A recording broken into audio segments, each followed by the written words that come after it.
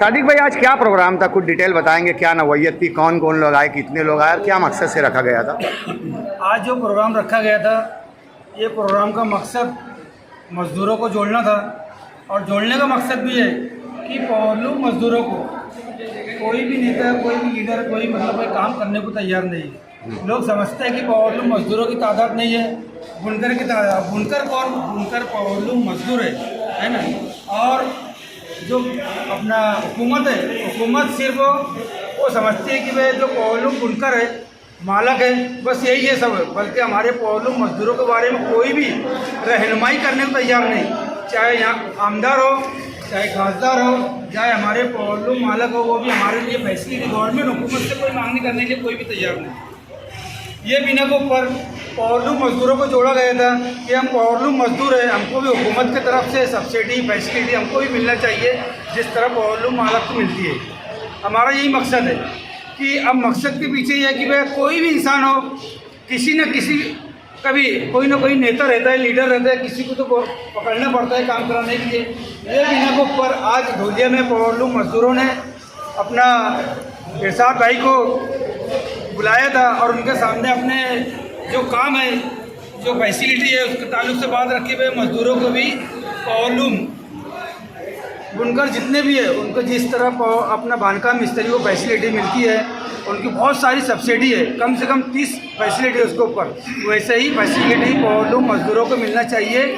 और एक पावरलूम बुनकर भवन होना चाहिए जो पावरलूम मज़दूरों के बच्चे के लिए शादी भी हो, वो काम में आए। पर हमने दो ही मांगनी करी है, पर इंशाअल्लाह हम कोशिश करते हैं कि कोई रहनुमा उठे पूरे महाराष्ट्र से, चाहे धुलिया से, मालेगांव से, और मज़दूरों के बारे में कम से कम ये काम करे। बस इतनी ही गुजारिश करें। आज मजदूर आए थे क्या यहाँ पर? आज यहाँ पर कम से कम मज़दूर जो है ना 1000 के आसपास, क्योंकि 900 लोग का तो खाना बनाए थे। हाँ। तैयार था, तो हिसाब से मजदूर 1000, 800, 900 तो तब परफेक्ट था। इंसान मुझसे तो नहीं है, बाकी मजदूर जमा हुए। तो क्या बेनिफिट हुआ इसका? लोग इकट्ठा हुए और अपने मसाइल के लिए लड़ेंगे, या आप लोग क्या मुतालबात रखेंगे? ये प्रोग्राम के बाद आगे क्या कार्रवाई करेंगे आप लोग? अगर इसके बाद ये तो देखो, कोई भी इंसान इलेक्शन के पहले बात कुछ और करता है, चुन के आने के बाद उनकी कुछ और बात रहती है।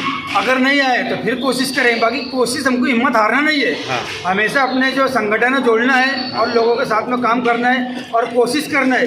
बस यही है कि भाई कोई ना कोई रहनुमा, अल्लाह ताला किसी के दिल में तो बात डालेगा।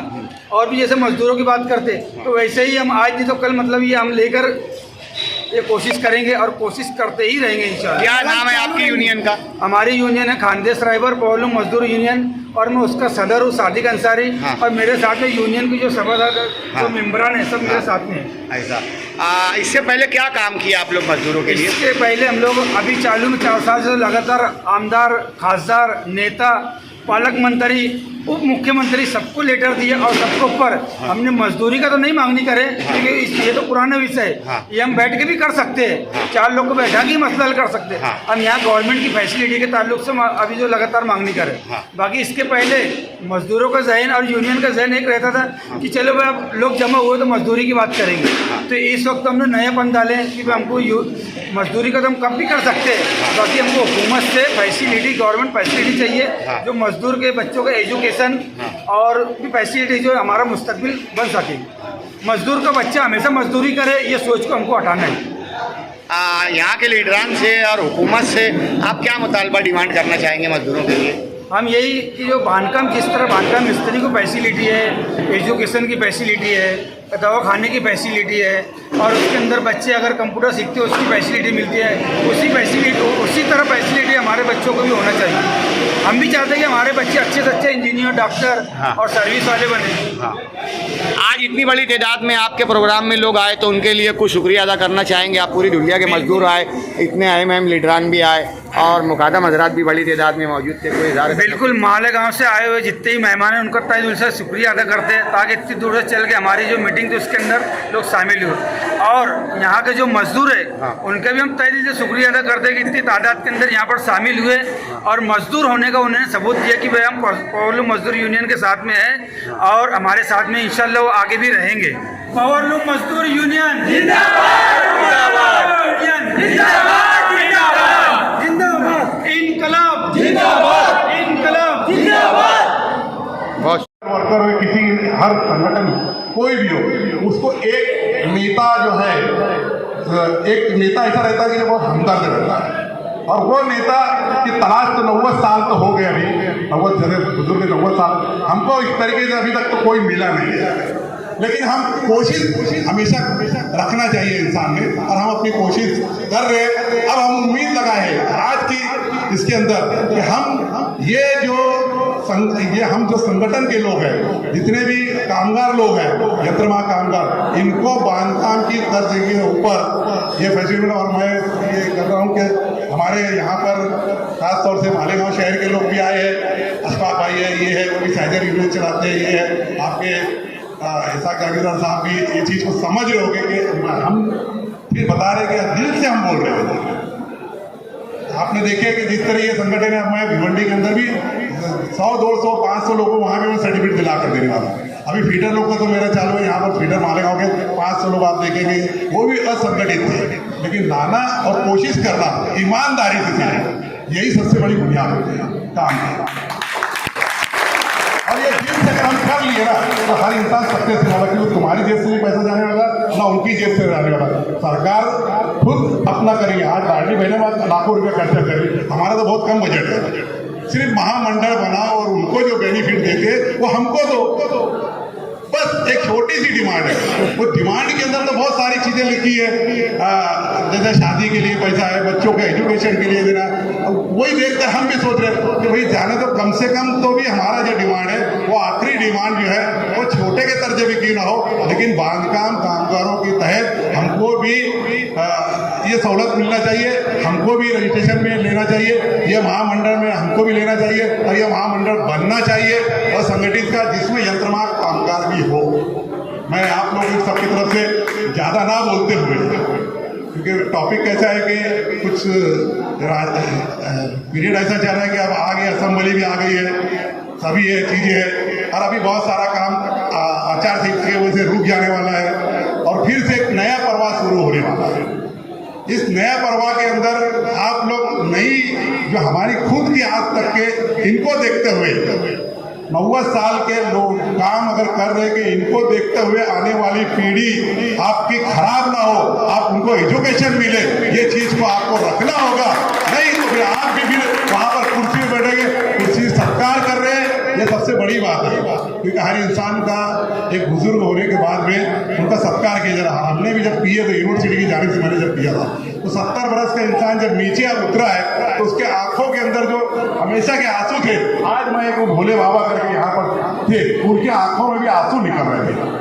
कितना ऐसा सीन था वो भी, मैं भी एक मिनट के लिए एकदम ये हो गया कि देखो आज भी एक काम कर रहे हैं, ये आज भी काम कर रहे हैं, अरे आज ये काम करने की उम्र है क्या?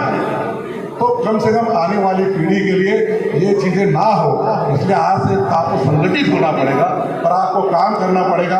और आय की डिमांड आपके सरकारी योजना का बांधकाम के अंदर हमको ये मिले, ऐसी सिर्फ हमारी डिमांड रहेगी, बस इसके अलावा हम कोई डिमांड नहीं करने वाले।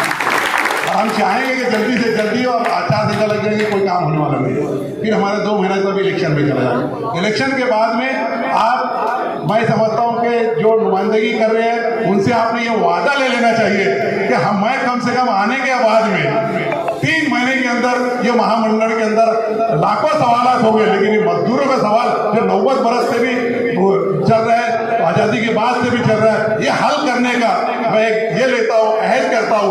ऐसा आप लोगों के सामने अगर दवाई करेंगे तो मैं समझता हूँ कि ये मेरी सबसे बड़ी जीत होगी। इतना ही बोल के मैं सभी लोगों का शुक्रिया अदा करता हूँ, मुझे मालेगांव से यहाँ पर बुलाए, और मैं कोई नेता और कोई ये नहीं, सिर्फ एक हमदर्द जो जज्बात है फिर वो आपके सामने रखा हूँ। इतना ही बोलते हुए मैं आपकी बात करता हूँ।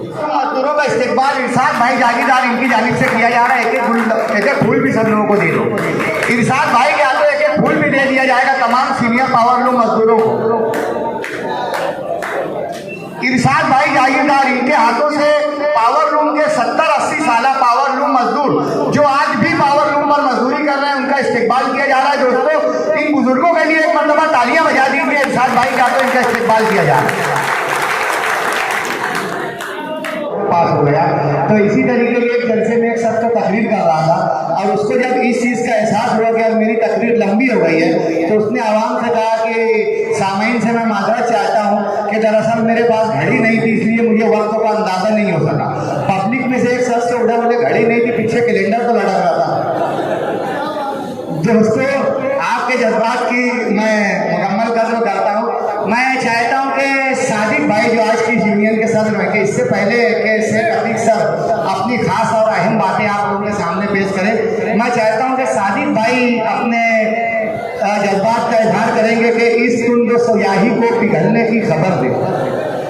अच्छा शेर सुनने वाले हमें तो कोई दाद दे देना यार, मेरे को अच्छा लगेगा कि इस तुंद स्याही को पिघलने की खबर दे, रंगों की सवारी को उतरने की खबर दे, ऐसा आते अव्वल के जिया साथ फरिश्ते दे, पहली अज़ां रात को ढलने की खबर दे, और खुश रंगों गेसुओं को बिखर जाने दीजिए, खुश रंगों गेसुओं को बिखर जाने दीजिए, कुछ और मेरे फन को निखर जाने दीजिए, और तूफान का सिर्फ हम ही करेंगे मुकाबला, कश्ती से बुज़दिलों को उतर जाने दीजिए। सादिक भाई के लिए जोरदार तालियां। वेबसाइट के इंस्टाग्राम पर लिए और आप लोगों की नॉन से बहुत अच्छा लगता है। इस तकरीर की तमाम गलतियाँ शायद न्यूज़ पर देखी जाए। 70 साल की उम्र में आज भी असलम बाबा आउट ड्यूटी है। मैंने शेर कहा था, आप लोगों ने उसके ऊपर तवज्जो नहीं दी दोस्तों, कि ताकत गजब की भूखे परिंदे के पर में है, दिन ढल चुका है, फिर भी मुसलसल सफर में है, और मेरी आंखों की पूरी कीमत दो, मैंने ख्वाबों के साथ कुछ है। जिंदगी के 70 साल उन्होंने इस तगोजू और मशीनों से, आहानी लोहे की मशीनों से लड़के हुए गुजार दिया। मैं चाहता हूँ एक मरतबा दोस्तों ये बेबाक हिम्मत पर आप लोग तालियां बजा रहे ताकि उनके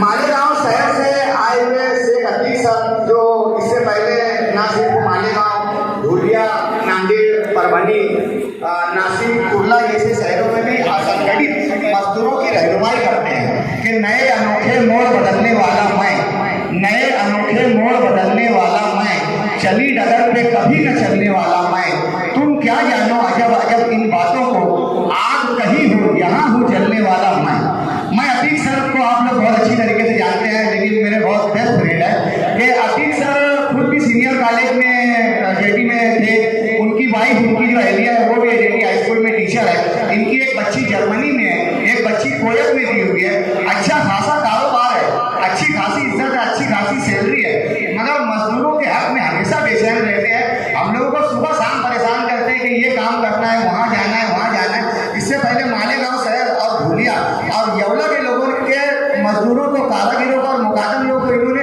यशवंतराव चौहान मुक्त विद्यापीठ महाराष्ट्र की जानिब से सर्टिफिकेट दिया था। अभी एक हफ्ता कबल इनके जरिए मालेगांव शहर में 700 सिलाई करने वाली ख्वातीन, फिटर और मैकेनिक हजरात को एक मामूली से एग्जाम के बाद उनको ग्रेजुएशन बीए दर्जे, बीए के स्केल का सर्टिफिकेट दिया जा रहा है, जो उनको लोन लेने में, सॉफ्ट एक्ट में, दीगर सरकारी और गैर सरकारी नौकरियों में मुल्क और बैरून मुल्क में काम करने के लिए वो सर्टिफिकेट काम आएगा, जो महज 100 रुपये की फीस में और एक मरतबा आधे घंटे के एग्जाम के बाद उन लोगों को जल्द ही सर्टिफिकेट मिल जाएगा। इस यूनियन के कयाम को लेकर और इस यूनियन के इब्तिदाई दौर में भी अतीक सर ने बड़ी रहनुमाई की थी। मैं चाहता हूँ कि इस यूनियन के सदर मोहम्मद सादिक भाई अतीक सर की खिदमत में गुलों का नजराना पेश करेंगे। दोस्तों, इस सच्चे खादिम के लिए एक मरतबा बेहतरीन तालियां बजा दीजिए कि सारे काम ताज को तर्क करके आप लोगों के पास हुए खैर आएंगे।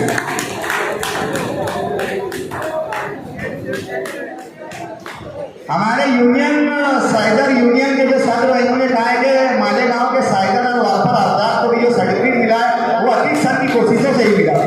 थोड़ा इससे हो जाएंगे, तस्वीर आ रही है।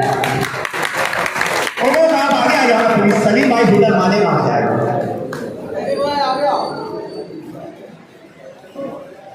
गुलदस्ता भी आ गया है, तो गुलदस्ता भी पेश कर दिया जाए।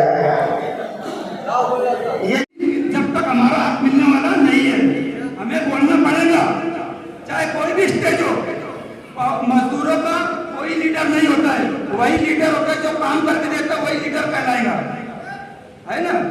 और उसके बाद में हम लोग, आप ये जो सुन रहे होंगे, तो सुदेश तांबे साहब एजुकेशन आमदार है, हम लोग ने 4 साल पहले उनको लेटर दिए। जब मजदूरों की फैसिलिटी के ताल्लुक से बात आई ना, तो उनको हमने लेटर दिया। उसके बाद में दादा हुसैन साहब पालक मंत्री, उनको दिया। उसके बाद में सत्तार सिल्लोड पालक मंत्री, उनको लेटर दिया। उद्धव ठाकरे जी मुख्यमंत्री थे, उनको लेकर दिया। उसके बाद में अभी और अपना मुख्यमंत्री नायब मुख्यमंत्री आए थे, उनको भी लेकर दिया।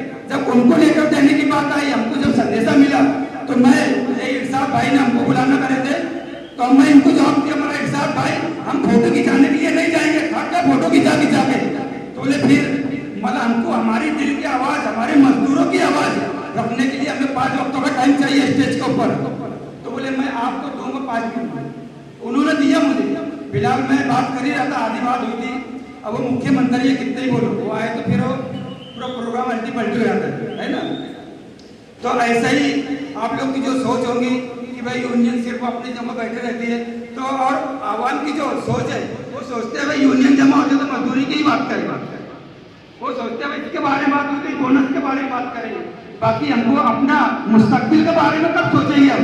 हमारे वक्त तो गुजर गए टूटा, बाकी हमारे जो आने वाली है बच्चे मजदूर भी ऐसे कि लीडर अगर आवाज दे कि आज हमारा जलसा है, आपको आना है, तो बैंड वालों के साथ वहाँ पे पहुँचते। लेकिन मालेगांव शहर के मजदूरों को मैं समझता हूँ कि लीडर लोग एकदम बेवकूफ़ बनाते। वहाँ उनके ताल्लुक से एक लफ्ज़ नहीं बोला जाता, एक रुपये की उनके फायदे की बात नहीं होती, सिर्फ अपनी बात और मुखालिफ की बात, बस उतना ही होता है।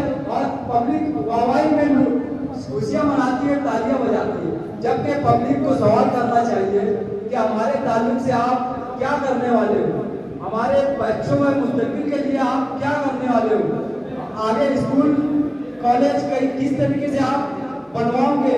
प्राइमरी स्कूल टूट जाती है, उसको बनाने के लिए आप क्या करने वाले हो। बड़ी बड़ी स्कूलों में एडमिशन फीस ज़्यादा लगती है, हम गरीब लोग भर नहीं सकते, उसके लिए आप क्या करने वाले हो। रोजगार के ताल्लुक से आप क्या करने वाले हो, ये सवाल हम करते नहीं।